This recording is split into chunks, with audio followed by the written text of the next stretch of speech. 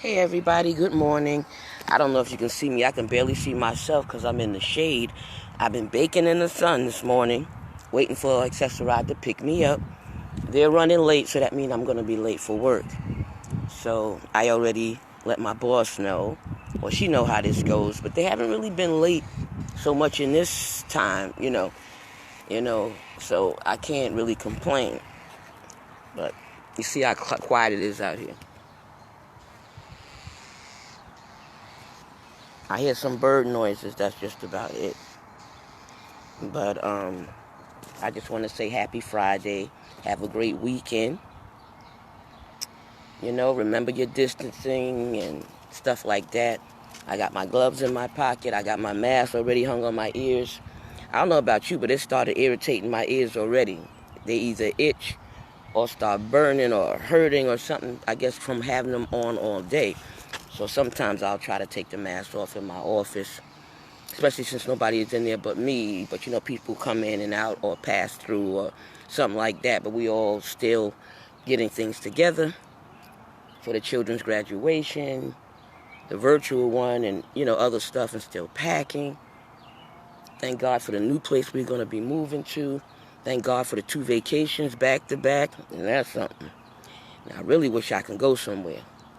Usually when I have a vacation, I fly somewhere. Or I'll go see my family in Pennsylvania or Florida, something like that. But I've been to the Bahamas, I've been to Paris, I've been to Mexico, Puerto Rico, St. Martin, St. Lucia, Antigua, Anguilla. I always love to travel, I guess, 'cause my mother was a traveler, and we all start traveling too, as a family and apart, Sometimes just with your spouse, and then sometimes with the children and the spouse, and then sometimes just sisters, So I think we've really carried it and done it all. Sun is so bright out here. I don't know if you see me shade-wise or see me any kind of other way. Maybe I'll try to, face this way. Got to navigate the chariot. I almost forgot my lunch. I had to go back in the house and go get it. And then I didn't want the alarm to go off because I did it. And then the door didn't want to lock. And then I got a voice message call saying he's going to be here in 15 minutes. I start work at 8 o'clock. But I'm still out here on the sidewalk. I wanted to be ready, so I came out early. I drank 2 things of water because I don't have any water to carry with me. And I'm getting off early today, so I drank 2 things of water. You got to stay hydrated. And I have something to drink in a bag with the lunch, and I have an Ensure for breakfast. Sometimes I'll have the breakfast cookies. Something that won't get messy and something won't be too terrible, you know what I mean? And I like it light at the same time. Sugar was only 91 today. It's usually normal or low or in the mode of like before a meal or fasting. It stays in a good range, I must say. So I'm still ready. I want to get my blood results and stuff from yesterday. I really believe God, you know what I mean? I really do. So I want to do so many things. I want to get new partials because I'm having a hard time talking with these, and I've been through some stuff with these, but I wanted to temporarily at least get them repaired. I think I bit on it one time and cracked part of it, and a piece fell off. And first it was sharp and bothering me, and now it doesn't bother me that way, but now one of the iron pieces stick me in the lip. I said, oh, Jesus, no. And I couldn't bend it. I was scared to bend it because then I'd have to do the show without no teeth. I keep it real, but that is very real. Even though I've done things without it to prove a point or to say something, or if I forgot anything, or you'll see me talk like this or cover my mouth. And sometimes I just let it all hang out. How about that? But, some people aren't ashamed, and they just let, deal with their teeth out. Some really afraid of dentists, and some just, that's not, I don't know. I can't call it. You know what I mean? I get embarrassed. I get ashamed, Good morning. Bless your life. I don't see no sign of these people yet. Shando Koroboshia. I'm going to have to start speaking in tongues, laying hands or something. But remember, this Sunday, the Lisa Baxter Show. The funny thing about my guest, she's going to be a grandmother. And now, instead of July 7th, the baby's supposed to come, but You know, things been acting up like the baby want to come earlier. So I might have to have a backup guest. Usually I do. I don't really like to do on the show by myself, even though I can. You know what I mean? And then you got people say, oh, Lisa, no, that's too last minute. But I usually have a standby person. So it's always something that, you know, I could do. But I really hope, because she's a home health aide, and I really don't get them on the show. I try to get mental health, home health aide, heart specialist, kidney specialist, a doctor, period. You know what I mean? You know, general practitioner, a nurse, you know, a tech, a family member, a couple. Because this kidney disease affects the whole family. So that's why when you see me on the show, I have a lot of my family, because a lot of my family have dealt with this thing head on, you know what I mean, painfully. So sometimes I get them too, because they have something to say, they have something to give. Why not? Why not? If it's going to be a good show and you're going to learn something, I don't care who it is. You know what I mean? So I do reach out, everybody in my phone, I do reach out. I have business cards from people and stuff like this. I always wanted to get somebody that, you know, the ones that repair your arm, I reached out to them a whole lot, you know, radiologists and stuff like that, to do the breast exams and stuff. I wanted them to talk about this so people will understand more about cancer, understand more about, you know, colon cancer, breast cancer, every cancer, even though they have a lot of stuff out there already that can show you and tell you. But you got some dialysis patients that deal with multiple things, and sometimes this can help them. Sometimes maybe they're not dealing with it, but somebody in their family, a close relative, a friend, somebody, maybe a coworker. So I try to put it all out there. I try to really put it all out there. I don't want the show to be one-sided, even though we deal with a lot. But how many things can you say after a while? So I try to bring some humor to it. I've been trying to bring some singing to it, or rapping, or something, you know, some praise dancing, some, you know, some talent to it. But I didn't know how they could, you know, put the phone in a certain way to do it, or just send it. But I took editing classes, but I'm not that great at that, you know, and everything like that. But one thing I am proud of is that I've always said kidney disease and stuff is under a rock. And if they do show it on a movie or anything, you get a little glimpse or a little piece. And I think the thing needs to be bigger. I always wanted to do a commercial about it. I've been doing, you know, I do things that, little tidbits and stuff like that, and PSAs myself. But I would love for them to really do a real one. And I've done things with the National Kidney Foundation and stuff like that, seeing in the life of a dialysis patient. Even with Serena Goodman from the Serena Goodman Show, she did Life on Dialysis, the Lisa Baxter story. I've done about 4 or 5 documentaries with other people. And I guess the show is like doing your own documentary, but it's not just about you, about other people too. So that's why you see people on the show with Lyme disease and all other kind of things, because we are not the only ones sick. We're not the only ones that deal with these kind of things, but we want to shed more light. So I was proud when Channel 13 started checking out the Lisa Baxter Show, and I was very proud when Lifetime was the first one that started looking at it. You know what I mean? So I have Queens Public Access. I do have Brooklyn Arts Media. And those things are a blessing to me, because the more it gets out there, the more better. And they keep renewing my contract. I don't get any money for it, you know what I mean? You have to pay for your own stuff, get your own people and your own crew.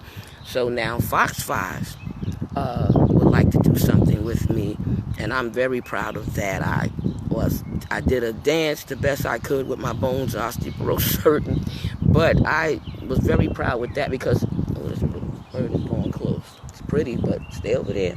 Peep, chirp, chirp. I don't know if you can see him, but I was very proud of that, because nobody have to like your show, nobody have to look at it or listen to it, but I am so happy that y'all do, and y'all have. And any way that I can shed light on kidney disease and stuff, and let people hear your story, for the ones that already been on there. I remember when a couple of months ago I told you so far I had 75 guests on the Lisa Baxter Show. They've grown since. You know what I mean? And I've done a lot of shows, a lot, and I've been doing it for 9 years. Kind of tired, kind of exhausted with 2 jobs, you know, plus volunteer work, trying to go back to college. I'm trying to balance it all, because it needs to be done. But besides being a social worker, I would like to help people, you know, with their issues in a different way of counseling. So, I trying to balance everything. So I've been trying to get grants because, school is costly. I paid out of pocket the last time when I graduated, okay? And I graduated in 2003. That was a long time ago. So now being online is new to me. I'm trying to get somebody to help me with the papers and stuff like, once you write them and somebody to type it nicely. I type all right. Sometimes I wish I was more, had the lines more together sometimes. And while with the pandemic, I was trying to learn a couple of things, but then my devices started acting up because the company didn't give us nothing to work with but our own personal stuff. So both of my phones was acting up. The other one just don't charge no more. The laptop that I never used, brand new from my husband, that one, cuts off and on or let me in and out of the internet. Sometimes I can watch something fun on it.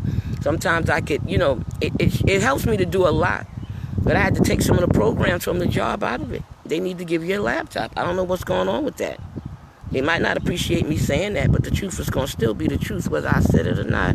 It's going to be there. You know what I mean? So you want a great job, give the person the tools. That's all I got to say. When anything that they're doing, give them the tools. So I'm going to find out about my contract. I'm very happy about that. And I'm going to find out what all I know is it's 2 shows a month that I'm supposed to do, which I was happy about because that's less stressful. But I have people lined up already. I was planning this for a long time because I wanted to be ready. I hate anything to jump on me at the last minute. You know what I mean? So I kept asking before, what do they want? What do I need? What should I do? And I said everything started happening at one time. Gums started swelling up and everything acting up. You know what I mean? Getting diabetes and stuff. The bugs is just loving me. I ain't got no perfume on. I don't know what they doing over here. But God really knows all things. And he makes a way out of no way for you. So I just want to know, am I going to do a location shoot? Because I used to love to do that. Pandemic now. But those kind of shoots again. Or will I keep it like it's split screen or a certain amount of space trying to, interview someone? Or check all of them as I interview them. I don't know how it go. But I would like to know how to go, and I want it to go well. So they want me to have my own team and everything like that. So I got to know what they're supplying, what I got to supply, But it's a blessing. Sometimes you get this news and God forbid it don't go right or it don't pan out, or the people won't let you do it the way you want to do it, and sometimes that upsets you and it makes you not want to do it. But I know God opened this door for a reason. And I thank him for every platform that I have. When I had the shows on Instagram and when I had them, on, what else did I have? Twitter. So I had put the shows on Twitter. I had a little following with that, But I know sometimes when people are sick, they want to educate themselves, but a lot of times they don't.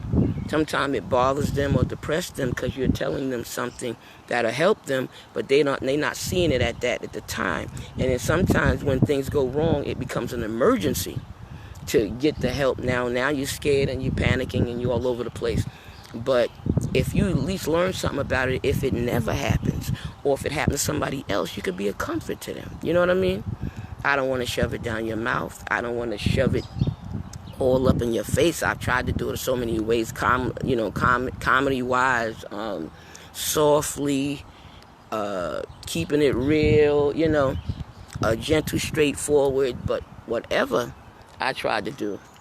Maybe it's meant for me to talk to you because these people still on here. I don't know. Lord have mercy.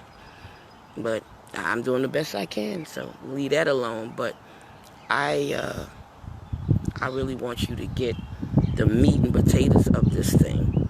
Not to make me famous, not to, I love acting, not to make me famous, but to put this thing on the map and to make history by having a dialysis reality transplant show, because I didn't see any before I was doing it. So I was glad about Urban Health doing this and, shedding light and bringing shows and doing it for 3 years and stuff like that. So I was glad to see them. And then they wanted me. I'm like, what? And even though I was tired, and I'm like, oh, God, every week a show? I never had to do that.